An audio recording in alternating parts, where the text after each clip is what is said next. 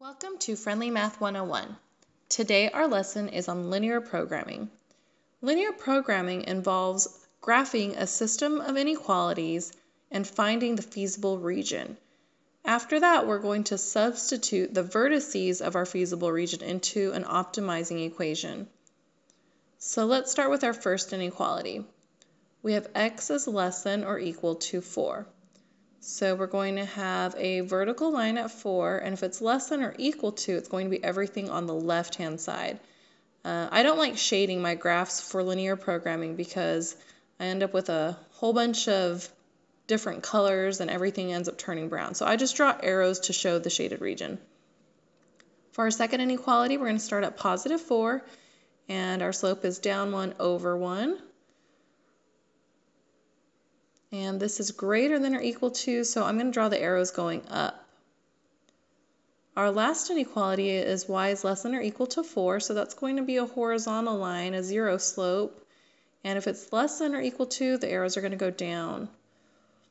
So with this arrow method, the area where all three arrows are pointed is going to be our feasible region. So that's this triangle area right here. If we were to shade, instead of use arrows, it would be the overlapping shaded region. So now we're going to identify the vertices. We have one at 0, 4. We also have one at 4, 4, and at 4, 0. We're going to substitute these values into our optimizing equation, and this is going to tell us what our max and our min are. So when I substitute 0 and 4 in, we get 4. When I substitute in 4 and for x, 4 and for y, that will give us 12. And then when I substitute in 4 and for x, 0 and for y, we get 8. So that means the minimum r value will be 4 and the maximum will be 12 using our optimizing equation. Let's take a look at one more example. So again, here we have three inequalities. We're going to start with the first one. We're going to plot the y-intercept at 4, and our slope is -2, so we're going to go down to, oops, that's the wrong point, down 2 over 1, or up 2 to the left 1. And this isn't exactly straight, but we'll be able to see our vertices. So everything that's less than or equal to is going to be below our line. And then our second inequality starts at -2 and our slope is 1/2. Oh, never mind. It's actually not at 1/2. It's -1/2. So we're going to go down 1 to the right 2, or up 1 to the left 2.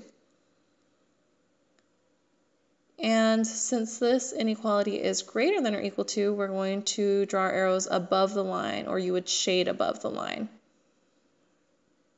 Our last inequality is that x is greater than or equal to -2, so that's going to be a vertical line through -2, and greater than would be everything to the right. And so you see our three sets of arrows are pointed towards this triangular region right here. So let's go ahead and list out the vertices. We have one at, looks like -2, 8, -2, -1, and then the last one is at +4, -4. We're going to substitute these values into our optimizing equation, -2 in for x, 8 in for y, and that will give us -62. After that, we'll substitute in our next point, and we get 1, and for our last point, we get 40. So the minimum value of D would be -62 because that's the smallest number, and our maximum would be at 40. That concludes our lesson on linear programming. If you have any questions, please feel free to leave your questions in the comment section below. And for more math tutorials, subscribe to our channel, Friendly Math 101.